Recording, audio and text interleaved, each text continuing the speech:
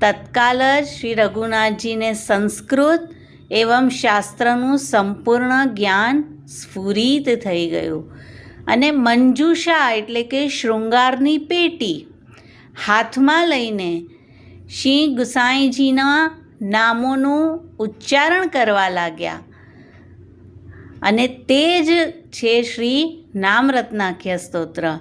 આ રીતે શ્રી નામરત્નાખ્ય સ્તોત્રનું ગાન કરતા તેઓ શ્રી ગુસાઈજી અને બાળકોની સન્મુખ પધાર્યા અને આ રીતે આ સ્તોત્રની રચના થઈ છે. અને 108 નામ શ્રી ગુસાઈજીના આમાં રહેલા છે. દરેક નામના અર્થ અનુસાર લીલા વિશિષ્ટ સ્વરૂપે શ્રી ગુસાઈજી બિરાજમાન છે.